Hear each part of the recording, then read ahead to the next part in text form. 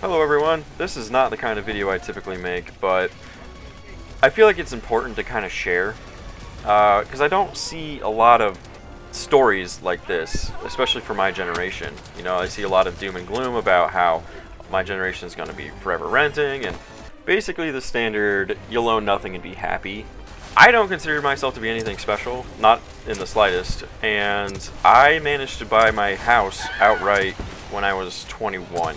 So I just wanted to kind of talk about like how I did it and why I think you can too. And there are definitely sacrifices that I had to make in order to do this. And you know, those might not be sacrifices you're willing to make, but at the end of the day, you're gonna have to make a decision on, you know, if you're able to eventually own a home without any sort of change in your life, that's fantastic. You know, I am happy for you. But if you're renting right now and that's costing you like half your check or more, then I hope that I'm able to share something with you that helps you get out of that situation, because you'll never be free if you're always paying for someone else's life.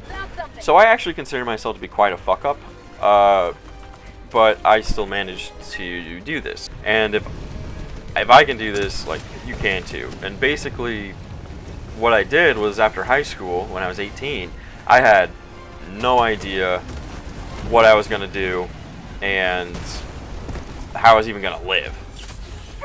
I had no skills and I was severely underdeveloped as a person. And yeah, it was pretty bleak for a while. But eventually, like right before I became 19, so this whole journey only took like 2.5 years. I ended up working at the Postal Service, which is not glamorous at all, but I ended up being something called a CCA, and basically a CCA delivers, you know, mail, super useful, in the cities, and they pick up the slack of whenever the regulars are unable to do their job or unable to complete their work for the day. And I ended up working a minimum of 60 hours every week, sometimes up to 80 during peak season. And so this time period of like late 18 to mid 21, I actually consider my lost years. So there is, you know, I had to make a pretty significant sacrifice. I didn't even go out and experience my 21st birthday because I had to work like 15 hours. So it wasn't fun. The good thing about my job though was it was very brain dead. I worked so much that I didn't even have a life. Again, I call those my lost years because I lost them to work. All of that just turned into money, I guess, and it wasn't even like very good pay, really. So if you have a college degree and you're making, you know, decent money, because at my peak time I only made $64,000 a year for, you know, working almost twice as much as the average person. If you're well educated and doing something with your degree, but even if you have student loan debt, for a time you're going to have to, you know, make sacrifices kind of like I did. Honestly, you're kind of in a similar boat, because you're going to have to still pay those loan debts. But anyway, so that's the first thing, is you have to work. You actually have to bring in some money. And there are jobs out there that are just hard and that people don't want to do, obviously, that they pay pretty good, kind of like my job. You know, I had to work in freezing rain conditions and in hail. I had to walk in hail. That was not fun. Or I had to work during heat waves, or snow honestly wasn't that bad. I didn't mind working in the snow, walking in the snow. But, you know, a lot of these jobs that, like, if you have no real skills, you still can. You just have to learn. You have to either learn a skill and get paid while learning it, something like trades, or you have to do a job that just kind of sucks all around. Because otherwise, it's going to take you way too long to do what I did if you're working retail and only making like $17 an hour. Which, again, if you work retail, I have utmost respect for you. I hate dealing with the general public. They're so fucking stupid. But unfortunately, like, that's the reality of it. This isn't good news. It's just, the good news is that you can do it, but you have to pick you still have to pick your sacrifice. So the next thing is, if you're paying a ridiculous rent, something like $1,000 or more a month, you obviously got to knock that down. If you're lucky enough to have understanding, good parents, you really should consider moving back in until you can kind of get on your feet to a point where you don't have to pay the mortgage on your apartment building anymore. Because that's what a lot of these apartment owners do, is they take out a loan and they make you pay for the goddamn loan. It pisses me off. So it's not glamorous, obviously, especially if you're trying to date. Living at your mom's, or your dad's, or your parents, I guess, if you have good parents. You know, it's definitely not glamorous. But at the end of the day, it's your life. You're the only one who has to live with the consequences of your actions. So, fuck it, you know? Like, you gotta do what you gotta do. So, if you're fortunate enough to have parents that'll let you move back in with them for, like, minimal rent, or, you know, or no rent if you have real good parents, you really should consider doing that. And you're not alone. I know people who are my age who are still living with their parents, and I'm, you know, past my mid-20s now. If you don't have good parents that allow you to build some fucking wealth, then the next thing is you're gonna have to unfortunately get some roommates. And I lived with roommates. That shit sucks. It's so fucking difficult to get roommates that are worth a damn. And, like, I really understand it, but that is unfortunately where you're at. If you can't move in somewhere with stable, low cost, you're going to have to cut it down somewhere or another, and that's going to have to be through sharing. And the thing is a lot of immigrants in this country actually figured this out already. You know, you'll see a family of like 10, extended family, sharing one house, and that's because they don't have to spend anything. They're building their wealth, which kudos to them. I mean, it sucks that it's gotten to this point, but again, you got to do what you got to do. So you're going to need to get some decent roommates that you can split the bill with for, you know, some good time. The next and arguably biggest thing is, and again, this comes back to picking your sacrifice. If this is something you want to do, be a homeowner, but in your area houses are just not viable.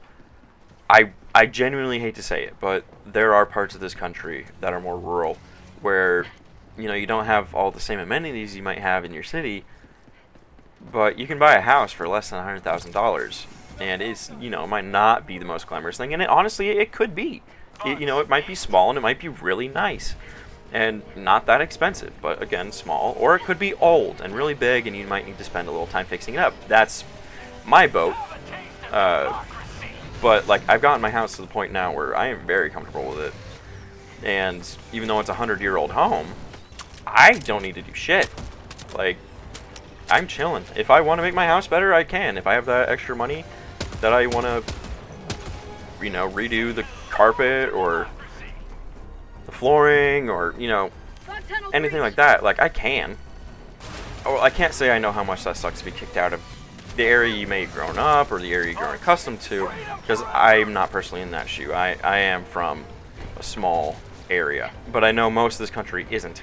But again, unfortunately, that's kind of the reality we're living in, is where these god-awful corporations are pricing you out of your own town, your own cities.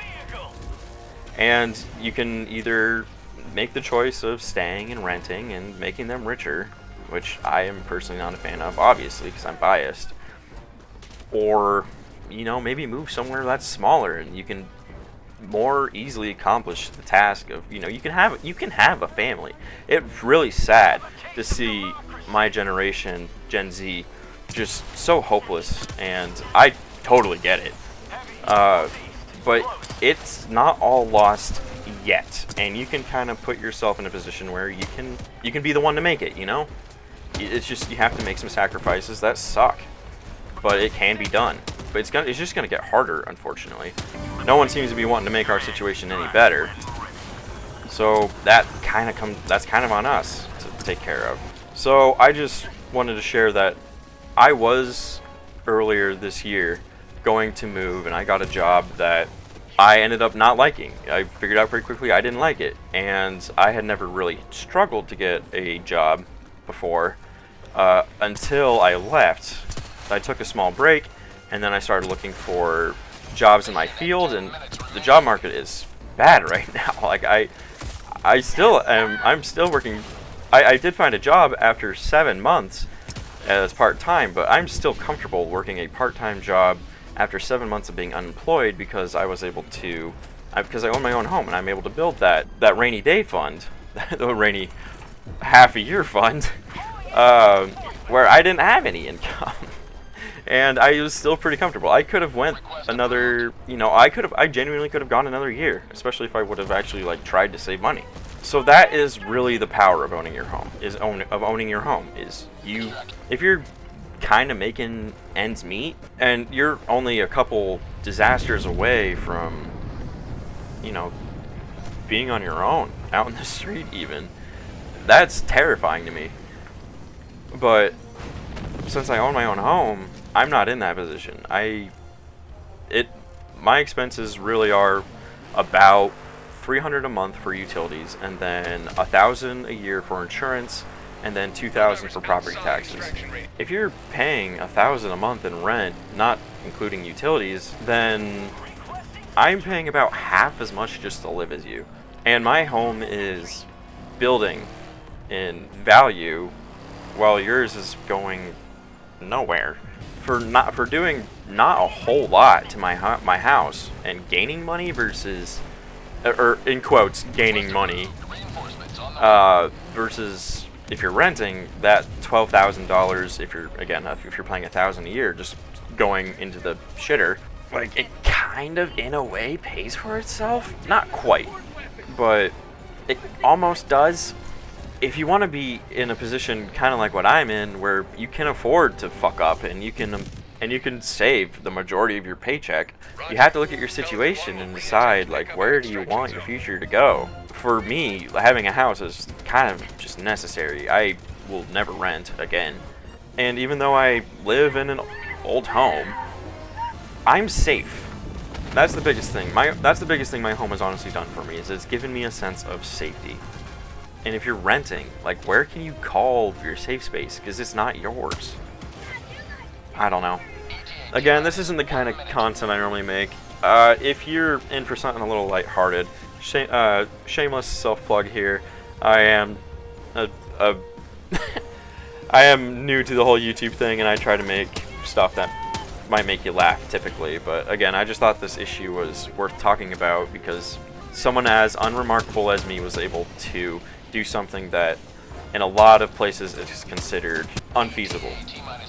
So yeah, I really do think you can do it. It's gonna suck. Either way, it's gonna suck. You gotta pick your poison. And I genuinely hope that any of my generation out there watching this can find themselves in a position where they can feel hopeful about the future, and that they feel safe enough to actually start something like a family and just have hope again. Because what do you have if you don't have hope? I don't know. Adios.